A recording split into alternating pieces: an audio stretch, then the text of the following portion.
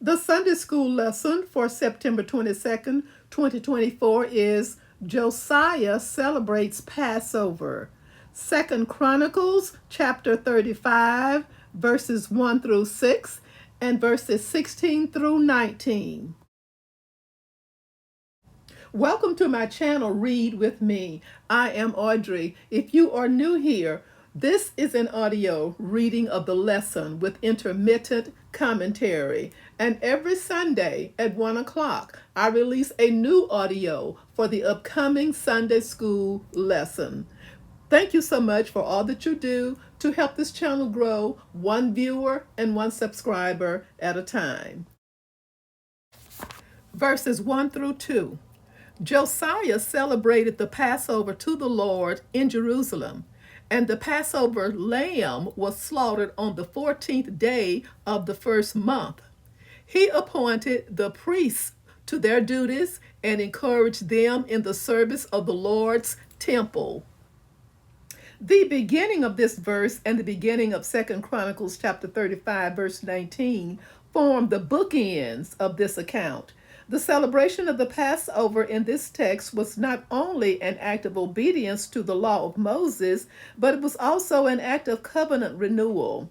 Passover had not been celebrated for some time, or at least not in the manner that King Josiah intended to celebrate it. 2 Chronicles chapter 35 verse 18, chapter 30 verse 5b. Hezekiah, who reigned over Judah from 716 to 687 BC, celebrated an extended Passover after he had renovated and reopened the temple. Chapter 29 verse 3 through chapter 30, verse 27. Both observances, one by Hezekiah and the other by Josiah, are detailed for the readers of Chronicles.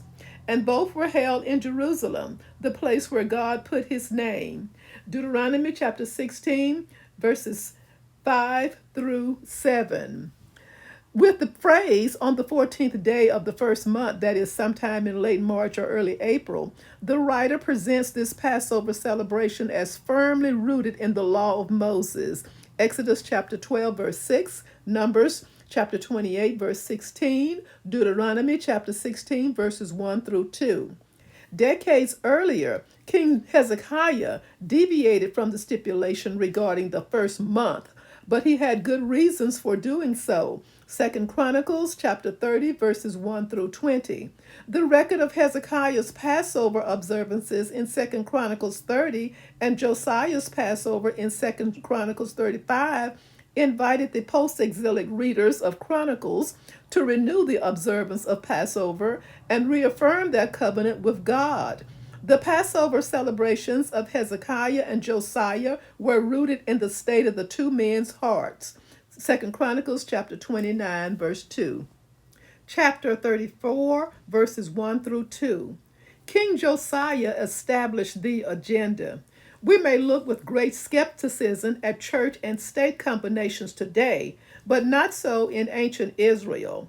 Here we see a king, a civic ruler, authorizing and directing priests, religious leaders, in their forthcoming role. Josiah placed the total weight of the monarchy behind the priestly service as King Hezekiah had done. 2 Chronicles chapter 31 verses 19 through 21. The word duties reflects the idea of tasks or responsibilities. Regarding those responsibilities and the arrangement of the priesthood, see 1 Chronicles chapter 24 verses 1 through 19, 2 Chronicles chapter 13 verse 11, and chapter 23 verse 6. The word translated encouraged occurs dozens of times in Chronicles, revealing its importance to the author. It speaks of strengthening. Examples, 2 Chronicles chapter 32 verses 5 and 7. Verse 3. He said to the Levites, who instructed all Israel and who had been consecrated to the Lord, "Put the sacred ark in the temple that Solomon, son of David, king of Israel, built. It is not to be carried about on your shoulders. Now serve the Lord your God and his people Israel. It's helpful to recall at this point that all priests are Levites, but not all Levites are priests. Deuteronomy chapter 17, verse 9, verse 18, chapter 18, verse 1, chapter 21, verse 5, 1 Kings chapter 12, verse 31. Since the Levites had a teaching role in Israel, the priests had that role as well. Nehemiah chapter 8, verse 9. These teachers were responsible for guiding Israel in the lawful conduct of the nation's rituals. For that role and others, the Levites were expected to lead the way in being personally consecrated to the Lord. To be consecrated is to be holy or set apart. 1 Chronicles chapter 15, verses 11 through 14. In 3b, this text begins with the first of a series of directives to the Levites. The reference to the need to put the sacred ark in the temple recalls the initial placement of the ark there some 336 years earlier. David reigned from 1010 to 970 BC, with his son Solomon reigning from 970 to 931 BC after him. We do not know why the ark was no longer in the temple, but the culprit was probably evil King Ammon, who reigned over Judah from 643 to 641 BC. The Ark of the Covenant was necessary for a complete reformation of the temple service. The temple was the resting place for the ark because God dwelt in it and was enthroned on the ark's cherubim. 1 Chronicles chapter 13, verse 6, chapter 28, verse 2, 2 Chronicles chapter 6, verse 41. The ark represented the presence of God, and it also symbolized God's commitment to Israel. The Levites were the only ones authorized to carry the ark.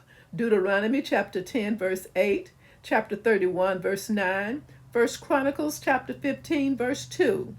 The original instructions were that they were indeed to carry the ark on their shoulders via poles, chapter 15, verse 15. Thus, Josiah's directive here seems curious. Perhaps he was aware of the first disastrous attempt to transport the ark to Jerusalem, 2 Samuel chapter 6, verses 1 through 7, and misunderstood what had caused the disaster.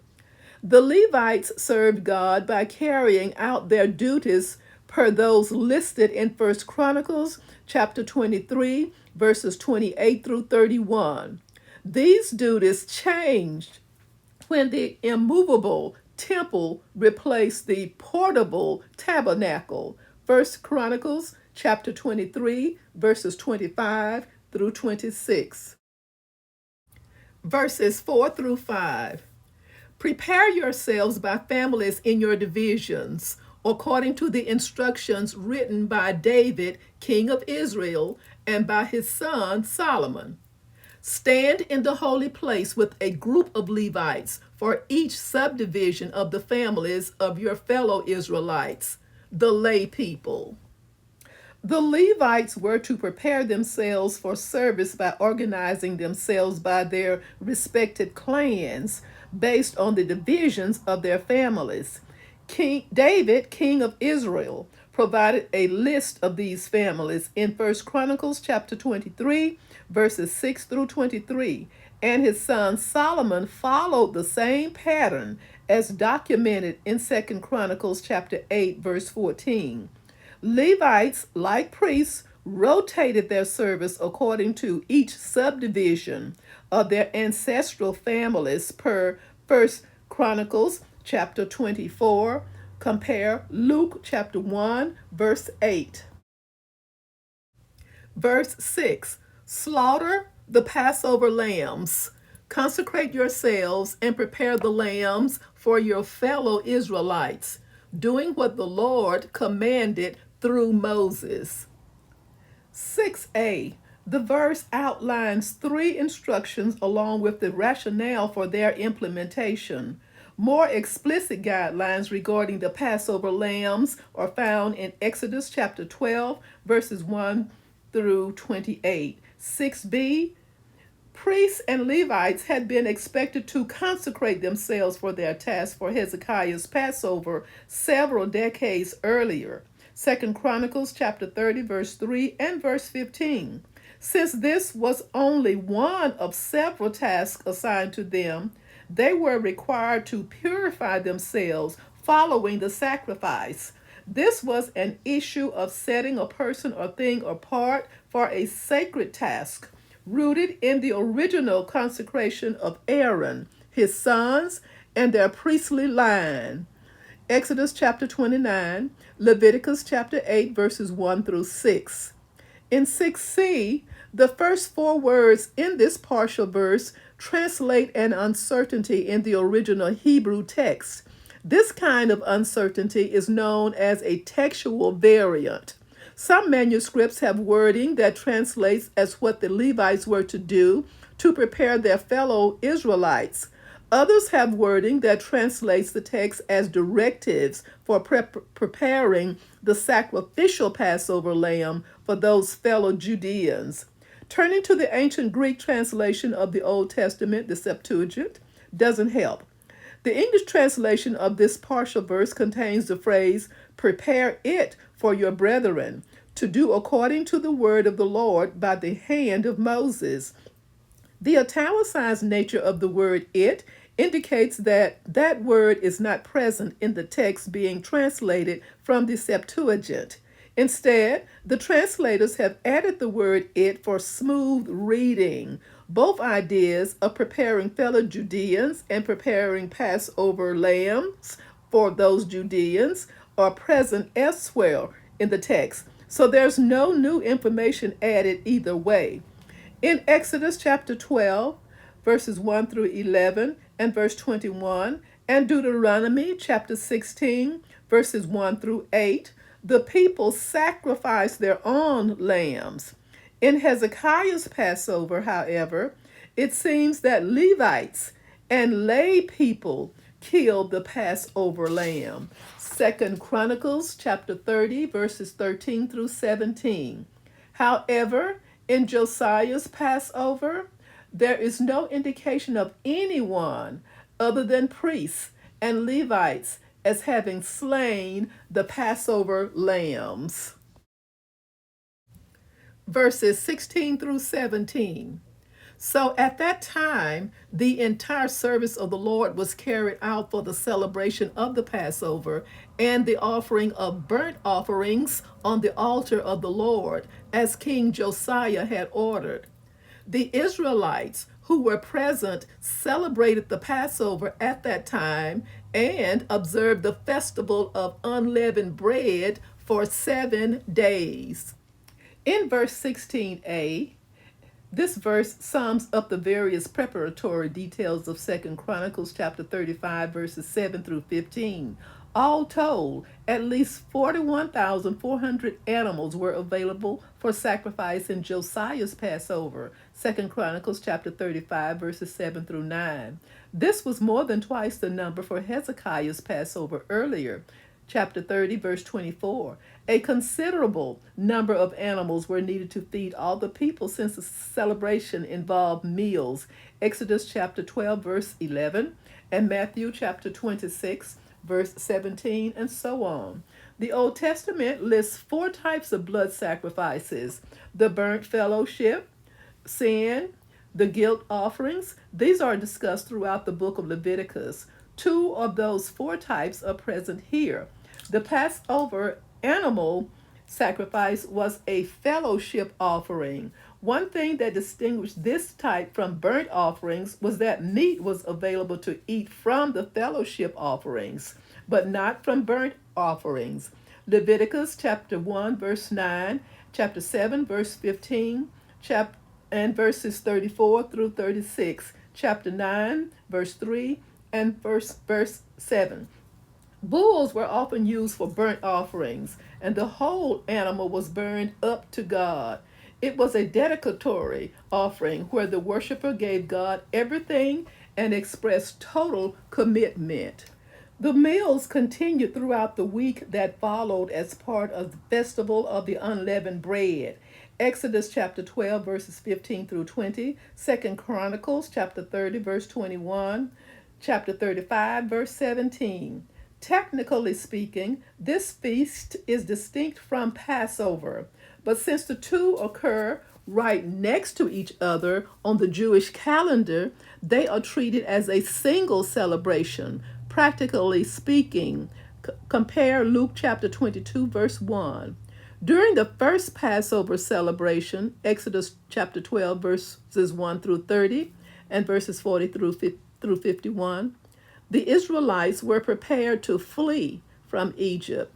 Hence, they consumed the Passover meal hastily. As a result, they ate unleavened bread, bread without yeast, because there was no time to allow the bread to rise. Verses 18 through 19.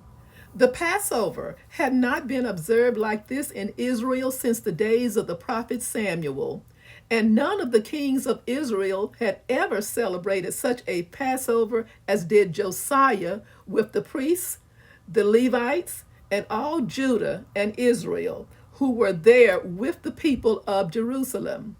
This Passover was celebrated in the 18th year of Josiah's reign. In 18a, Samuel, considered the last of the judges and the first of the prophets, served as a judge from 1067 to 1043 BC. 1 Samuel chapters 7 through 9. Thus, there had not been such a Passover like the one celebrated by Josiah for over 400 years. It dwarfed Hezekiah's Passover. It probably did so well regarding the first part, Passover, after return from exile, some 106 years later. Ezra chapter 6, verses 19 through 22. No figures for the number of animals sacrificed are given for the latter, but comparing numbers, at least two dedications of the temple may be insightful. Solomon's dedication of the first temple involved some 142,000 animals, 2 Chronicles chapter 7 verse 5, while the dedication of the second, a rebuilt temple, involved a little over 700, Ezra chapter 6 verse 17. A magnitude comparison of about 200 to 1. In 18b, when we read that the attendees included all Judah and Israel, we remember that these two designations identify the southern kingdom of 2 tribes and the northern kingdom of 10 tribes. Many members of the latter had been exiled 100 years earlier. Thus, all Israel would refer to the few who had not been taken. In 19, this note serves as a bookend to 2 Chronicles chapter 35, verse 1. The abbreviated account in 2 Kings chapter 23, verse 24 adds this assessment. Furthermore, Josiah got rid of the mediums and spiritists, the household gods, the idols, and all the other detestable things seen in Judah and Jerusalem. This he did to fulfill the requirements of the law written in the book that Hilkiah the priest had discovered in the temple of the Lord. A brief summary. This would not be an ordinary Passover. Josiah knew that it had been many years since the nation had observed the celebration, and he wanted to keep the law. They killed the Passover lamb on the correct day given in the law of Moses, Exodus chapter 12, verse 6. Josiah set a schedule so that everything would be done decently and in order, according to the law of Moses. He also urged the priests to remember the importance of their task and to be faithful to the job for which they had been set apart. During the reign of King Jehoshaphat, Levites and priests, at his direction, went throughout Judah to teach the people using the book of the law. Now Josiah instructed them to put the sacred ark of the covenant back where it belonged, behind the veil that separated the holy place from the most holy place. Once the Levites carried the ark back into the temple, it was to rest there permanently, and they could attend to their appointed work. Josiah wanted all things done correctly, so he consulted the original instructions written by David and Solomon to organize the priests, Levites, and gatekeepers of the temple. Chapter 8, verse 14. And so to serve every family by genealogy that came to this Passover. Slaughter the Passover lambs.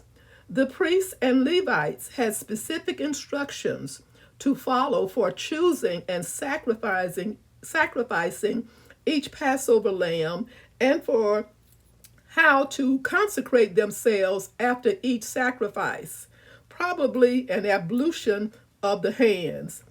The Levites also instructed the people how to observe the celebration properly.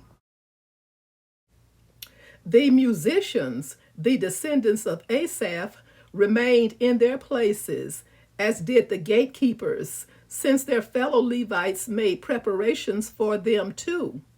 They worked until all was finished in one day. This Passover celebration included not only the leaders and people of Judah, but also the remnant of Israel. 7 days had been set aside for the feast, the festival of unleavened bread, beginning with the killing of the paschal lamb. Both Kings and Chronicles report the fact that this Passover surpassed all previous ones, possibly due to the number of people in attendance and the way they carefully kept all the directions of the law. This Passover took place in Josiah's 18th year as king, when he was aged 26. Unknown to him, Josiah would only live 13 more years. Thank you so very much for listening. Join me soon for the next audio version of the lesson with intermittent commentary.